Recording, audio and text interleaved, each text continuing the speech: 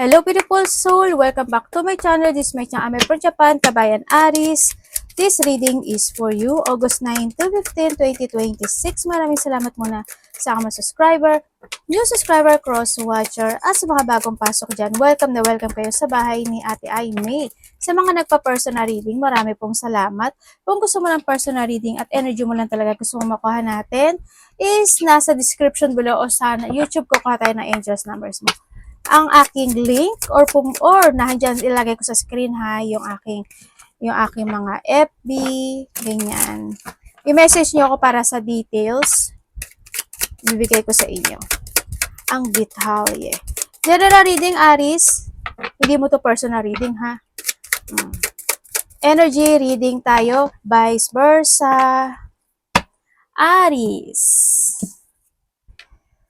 Meron kang 24, 27, 36, 15, and 1. Gemini, Scorpio, Libra, Pisces, and Aries. Connected ka sa kanila or magkakaroon ka ng connection sa kanila. Okay, Aries. Nandito yung sitwasyon na may mga situation na maaring bumabalik-balik sa'yo, no? Pwedeng nagkakaroon ka ng mga reflection from the past situation, pwedeng nando sa point na yon, o kaya naman is nandito yung point na may mga kalungkutan ka daw na mararamdaman. O may mga lungkot. Or worrying. Sa iba dito, worrying to. Yan. O ikalulungkot, maybe, ano, sa iba sa inyo, na situation.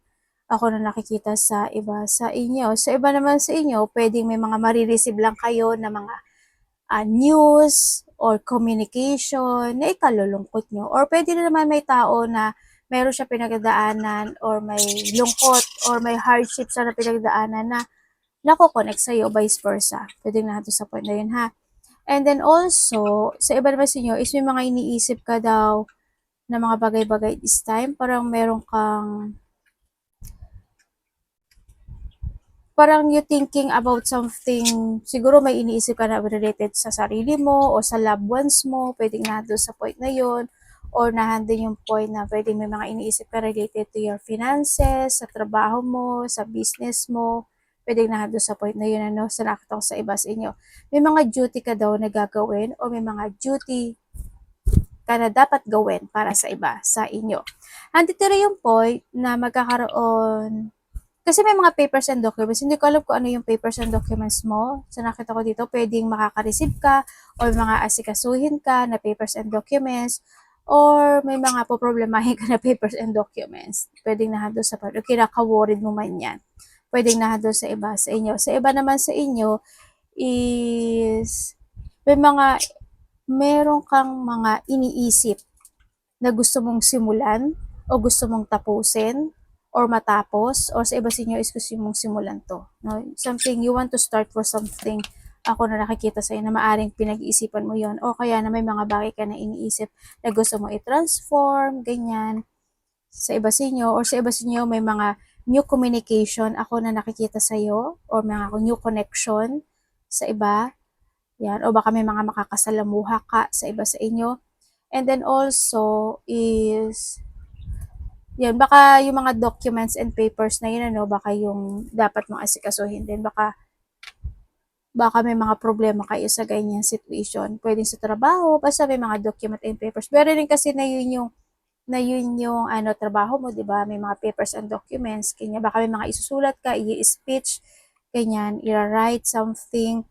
And also, is may pagka-leadership kasi yung iba rin, ano, siguro you are a boss or may mga ililid ka na situation, maaring ikaw yung main or kaya ikaw yung may mga pamamahalaan sa iba sa inyo, no? Yun ang nakita ko sa iba. Sana walang mawalang buhay.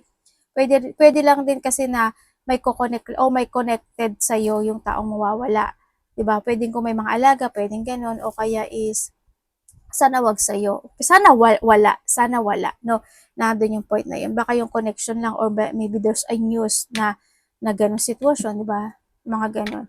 And then also, ang nakikita ko sa iba sa inyo is there's an activity ka daw na gagawin. Maaaring may mga new beginning or new activity situation ako na nakikita sa iyo. May mga bigla ang magaganap. Maybe you're starting new passion in life. Siguro kung ano man yan, pero merong bagong sitwasyon kasi ako nakikita sa iyo, o kaya meron kang bibigyan talaga ng, magbibigay ka ng energy, full energy ka doon sa sitwasyon na gagawin mong new, ay, gagawin mong bago, gagawin mong new, may simulan ka, and you put your energy dun sa situation na yun. Pero iba sa inyo, there's a big problem, ha?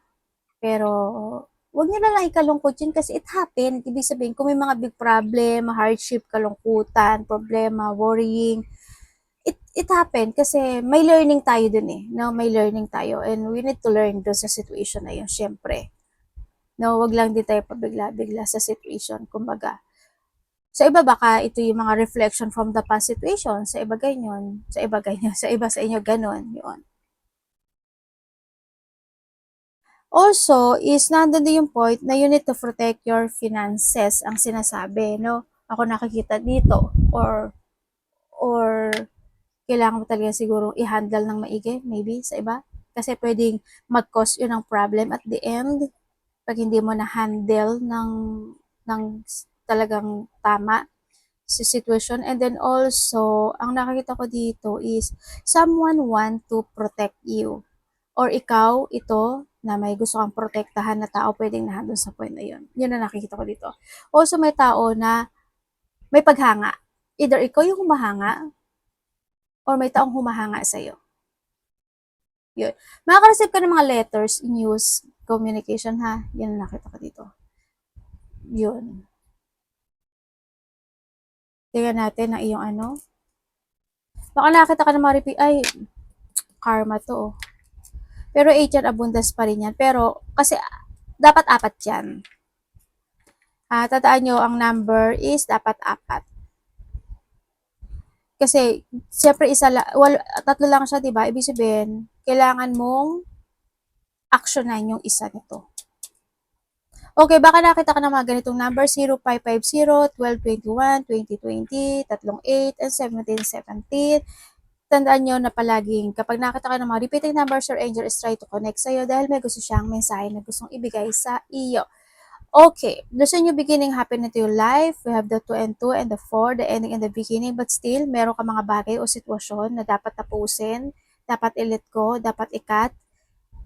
Yun ang sinasabi dito. And may mga situation din na kailangan mo magkaroon adaptability sa mga bagay o sitwasyon, o may mga renewal situation happen sa iba sa inyo, or kailangan i-renew, ano. Also, di sa karma, ibig sabihin, when it comes sa karma rin kasi, ano yan eh, what goes around comes around. Ibig sabihin, kung ano yung ginawa mo, yun yung babalik sa iyo. Kaya you need to be very careful kasi tatlo lang yan. But still, abundance pa rin naman yan. But still, yun yung learning na sinasabi ko sa iyo na kailangan mong matuto, or kailangan mo na this time is magkaroon ka na pagbabalanse sa lahat ng aspeto ng buhay mo, ha? Siyempre, magkakaroon ng mga drama alert, or pwede may mga emotions, tulad ng sabi ko kanina, there's a feeling emotions, ako na nakita sa iba sa inyo, yan, or nahandin yung point na,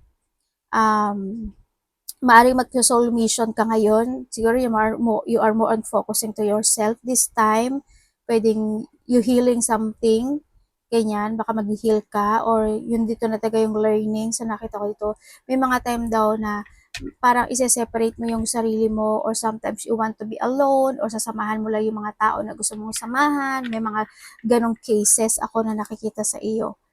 Yun, ang nakikita ko sa iba, ha. And also, dito tayo sa iyong number.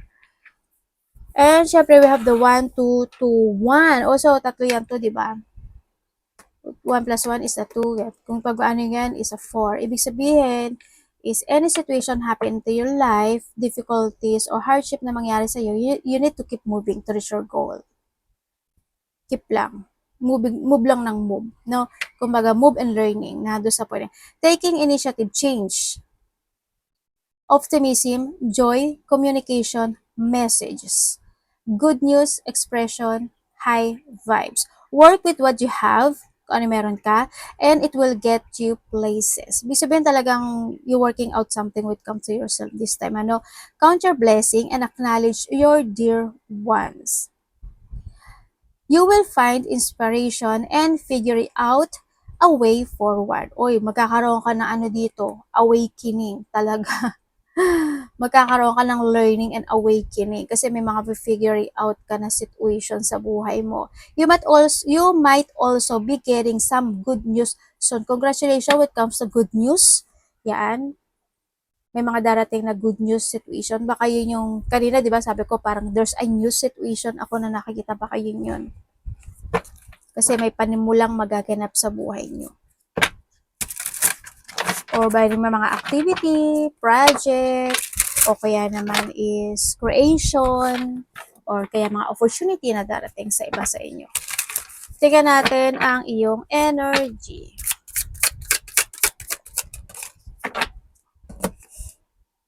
Uy, bakit may sungay to? Eh, devil pala to eh. Oh my God, sabi ko pa to yung sungay. Oh my God, Galileo. Ano yan? Unang energy, ganyan agad, universe. Just wait a minute. Kapeng mainit. Ano po devil dito sa energy? May ginagawa kayo masama, ano? Tingnan pa rin natin.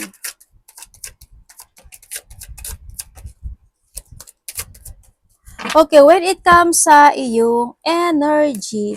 Okay, pagdating sa iyong energy, ang nakikita ko sa iyo dito is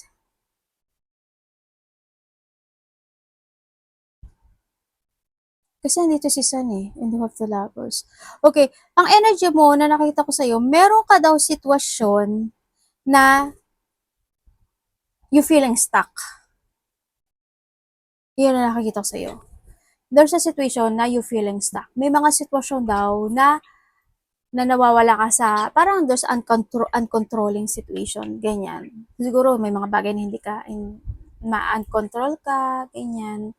Under yung point of it comes sa yung energy, medyo nag-struggle yung situation. Ako nakikita sa'yo, di ko alam kung bakit, medyo may struggling situation sa iba. And then also is, may mga situation na maaaring makakaramdam ka ng puot, o kaya makakaramdam sa iba sa iyo ng katamaran, or sa iba sa inyo may mga complicated situation. Yun na nakikita ko sa iba sa inyo.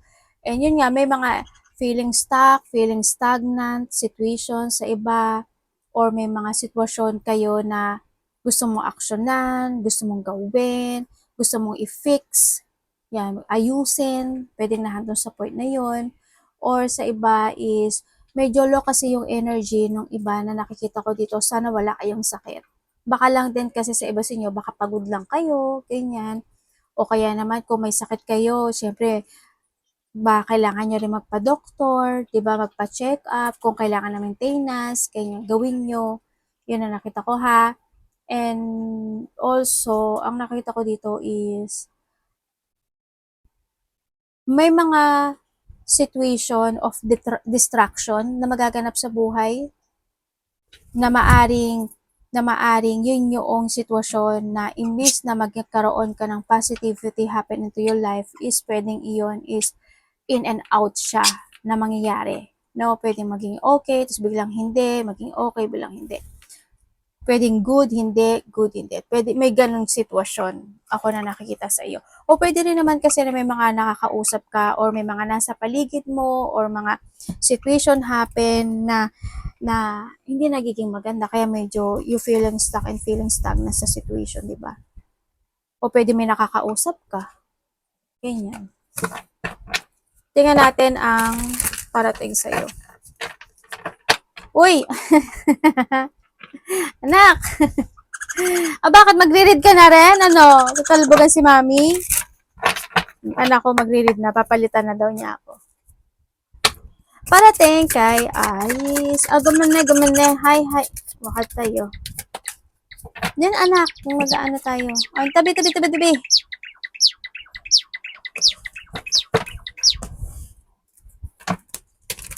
Parating po kay Aries. Oy, batang makulit. Dito.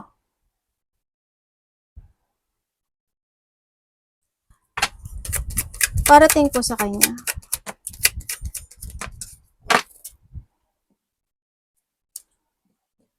Okay, parating sa iyo.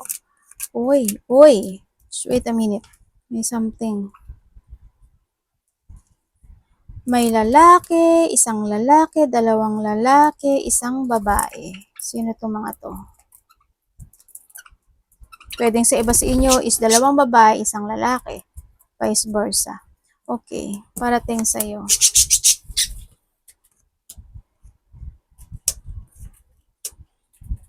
Uy, sino to? Okay, may mga ikakagulat, ikakasyak o ikabibigla ka daw na sitwasyon. Na pwedeng ito is related siya sa isang bata o mas nakakabata sa'yo, basta mas bata sa sa'yo, or sa iba naman sa inyo is related ito sa either this is a project, plano, or pera. Di ba ang trabaho, pera din yan, di ba? Connected. Basta mga ganun sitwasyon.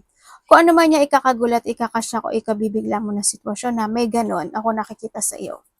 And then also, is may mga time daw na mananakit daw yung likod mo, batok mo, balikat mo, balakang mo, or may sakit ka sa likod, maybe.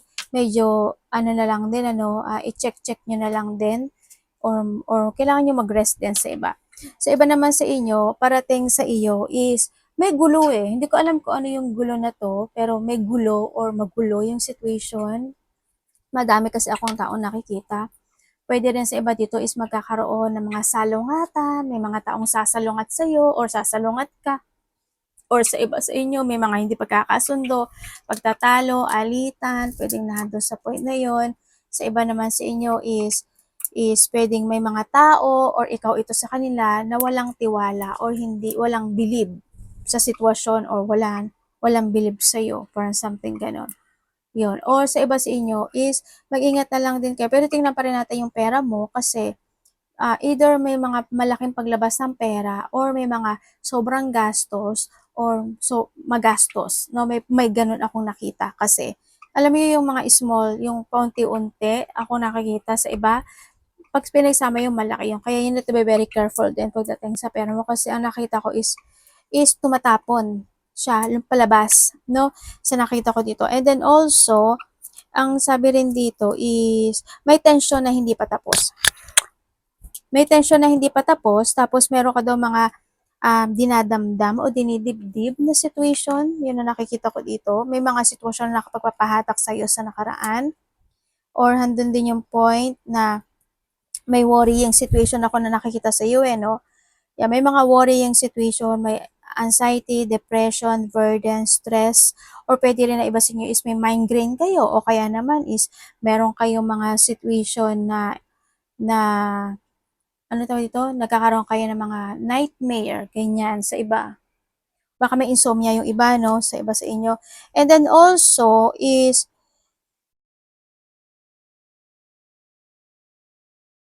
merong tao?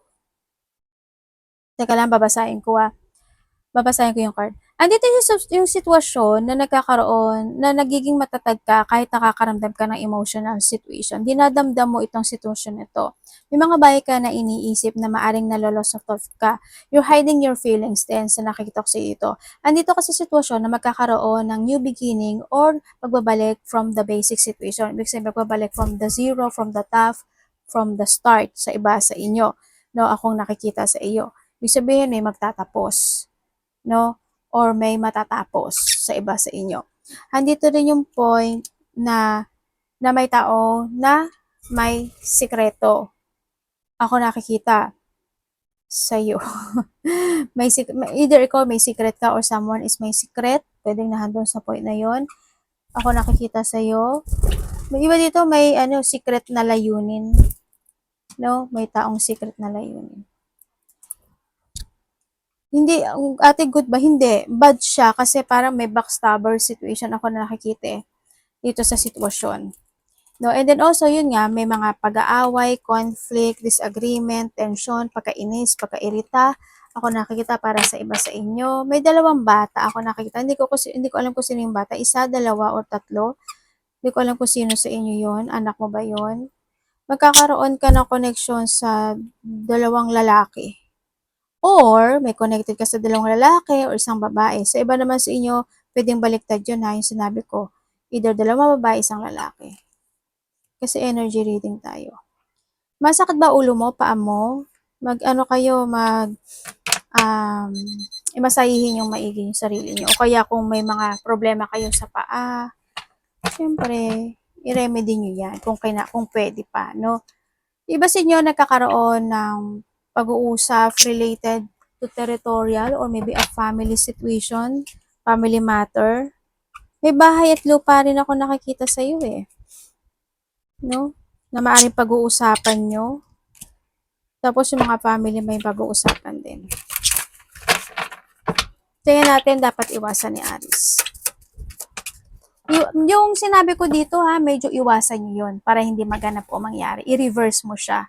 Ibig sabihin, di ba sabi ko may gulo or conflict situation. Siyempre, bago pa mangyari yun, tumalikot ka na. Matadamay ka, di ba?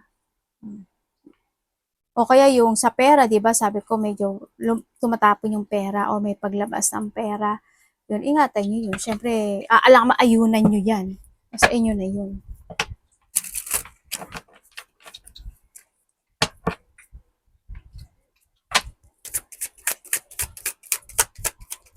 Dapat iwasan. Okay, dapat mong iwasan. Iwasan mo yung hindi ka makapagplano ng maigi. No? Iwasan mo yung mga tao na may bad intention sa iyo or ikaw magkaroon ka ng bad intention with someone, iwasan mo yun kasi ikaka-stress mo lang yan ano.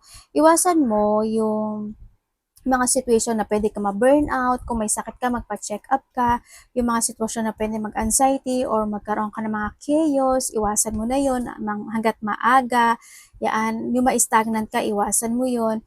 Siyempre, kapag sabi ko sa'yo, pag pagod ka, magpahinga ka, no? O kaya kung may nararamdaman ka, you need to speak out, no? Sabihin mo, mag-open up ka na ganito yung nararamdaman mo, ganyan para din makatulong sa'yo, di ba? Maaring makatulong sa'yo or makagaang ng nararamdaman mo, di ba? Na doon sa point na yon. And then also is, may mga sitwasyon na kailangan mo ng mag-awake or gumising, baga is matauhan na doon sa point na yun, ano. Iwasan mo, yun na maging close-minded ka or yung mga tao na close-minded, iwas ka na lang din. Lack of goal, lack of activity, lack of plan, iwasan mo yan sa sinasabi dito. And then also yung mas habaan mo pa siguro yung pasensya mo. Sa nakita ko dito, kung may mga bagay o sitwasyon na kailangan mong i-release, i-release mo na. I-release yung mga dapat i-release. Sabay ka. Pag sa tingin mo na ikaka-stress to, ganito, ganyan, i-release mo na yun, di ba? Or baguhin mo, maybe sa iba. Kasi kung palaging gano'n, mas ikaw din, it's your life, di ba? Palagi kang mag-iingat palagi pag mangyari yung mga pangit na outcome. Pag-isipan mo talaga maigi, as in. Bago mangyari yung mga bad news or mga pangit na outcome, pag-isipan, pag-aralan, alamin, planuhin maigi. Huwag pa bigla-bigla, no? Basta, if you have a plan into your life, planuhin mo. Huwag kasi, minsan kasi nagpaplano tayo na hindi natin naiisip na tama ba to? Dapat ba? Kailangan ba? Pag-isipan natin, ha? See the fact of situation. Cut yung mga dapat i-cut. I-let go yung mga dapat i-let go. Love, kapatid, anak, magulang, karelasyon, kaibigan, pamilya, Aries. Show me. Okay.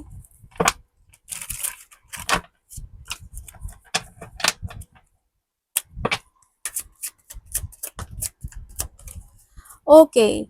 When it comes sa love, kung single ka, okay. Okay, kung single ka, ang nakikita ko dito is, pwedeng pasto, no? Pwedeng iba dito, pasto eh. Well, kung may nakauna mo na, kung may nakakausap ka, kasi dito may nakakausap yung iba. Kung may nakakausap ka, is, make sure mo na tama yung pipiliin mo. Isa or dalawa ito, or tatlo maybe sa iba. So, isipin mo kung tama o hindi. O siyasatin mo siya, ha? Maaaring iba sa inyo is baka nakilala nyo lang dito ba internet, ganyan, social media, or kung hindi man, kailangan siyasatin mong maigi kung ano talaga yung totoong pakay niya sa'yo. Yun lang. Okay, kung kayo is nagkahiwalay, yes, nagkaroon ng paghihiwalay sa nakita ko dito. Alam mo yung point na dumating kasi yung point na parang nanabang, naging malamig, tapos hindi mo naramdaman na parang hindi ka na mahalaga, hindi na, parang hindi na talaga same, hindi na same ng tulad nung dati. No, sa nakikita ko dito.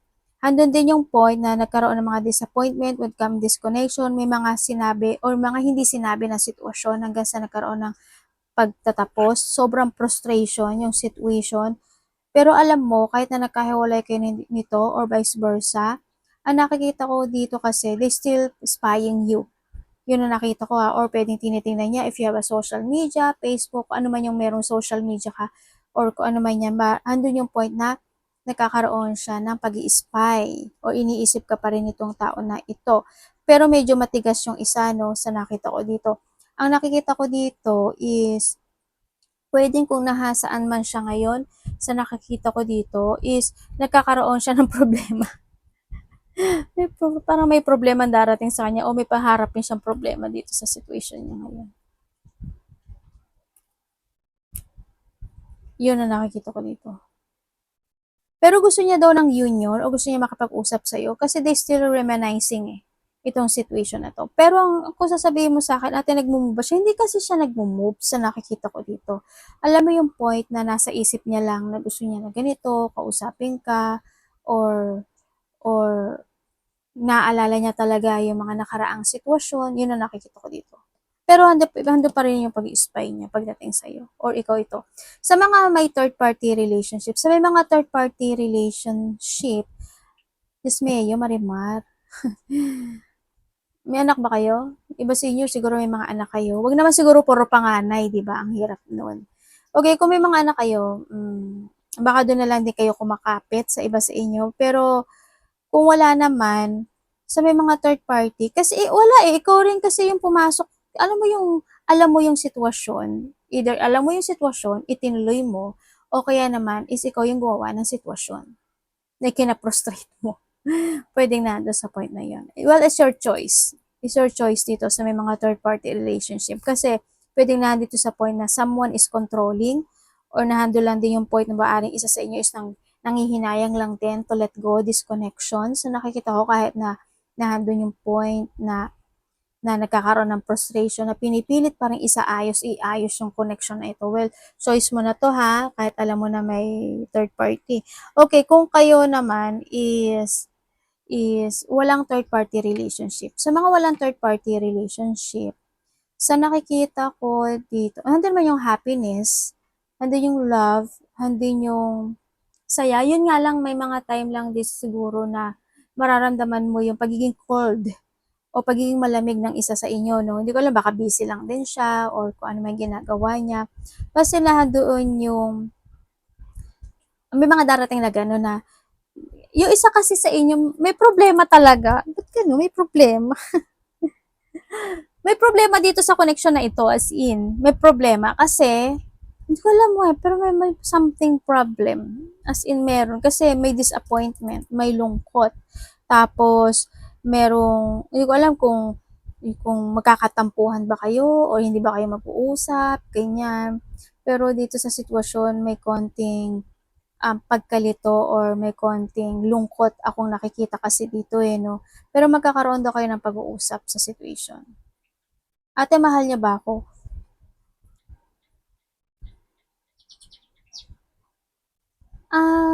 Mahal ka ba niya? Masaya daw siya sa'yo. Masaya naman daw siya, sabi niya. Masaya siya. Masaya daw siya. Or maybe ikaw ito sa kanya. Yun ano.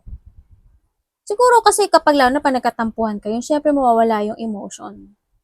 Yun, di ba? But still, ang nakikita ko dito is, yun. May problema may frustration, tas nagkakaroon ng negative thought, ganyan. Pero andun naman yung partnership sa nakita ko dito. Pero sana maayos nyo to, no? Yung mga magkakarelasyon dyan na walang third party, sana maayos nyo. Kasi medyo may titiwalag eh, sa nakikita ko dito. Sana maayos nyo.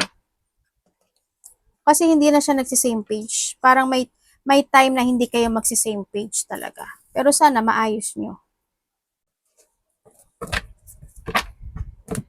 Tingnan natin ang iyong trabaho. Pwedeng isa sa inyo makasarili talaga. Diba? Pwedeng ganun. Or kaya, yun nga, selfish. Isa sa inyo ganun siguro. O kaya handin yung pagiging bitter nung isa. Money and trabaho.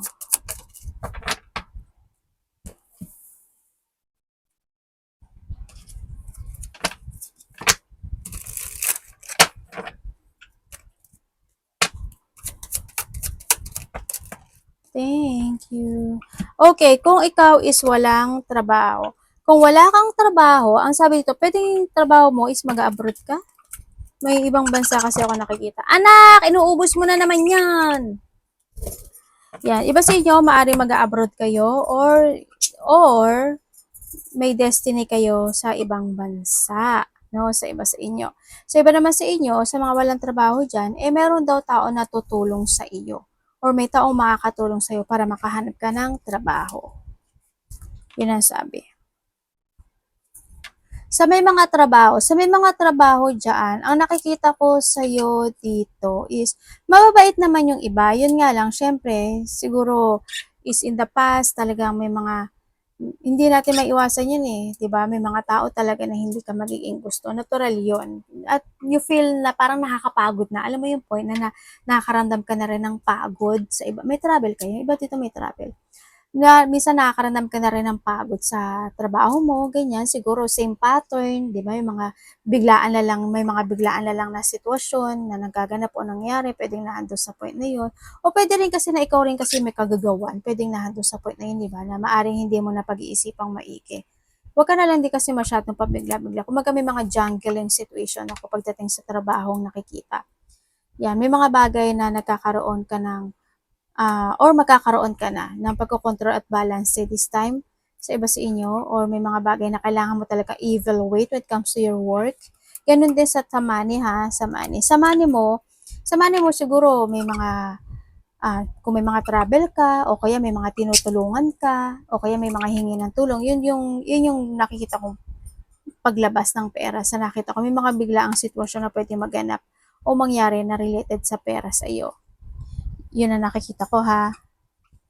Pero ang sinasabi ito, may marireceive ka naman din. Kasi we have the cups and the sun.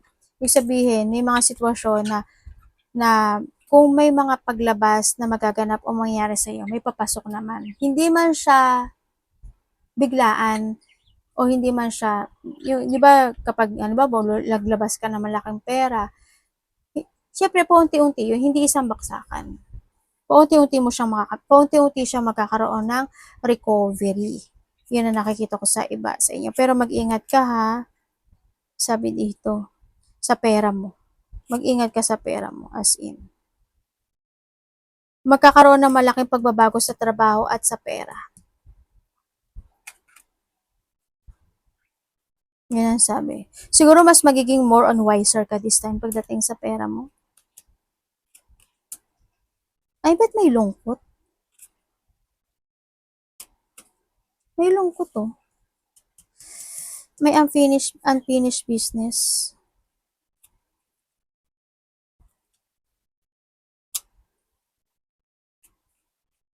Parang may pinagsisisihan yung iba dyan. Yun, basta mag-ingat ka lang sa pera mo ha.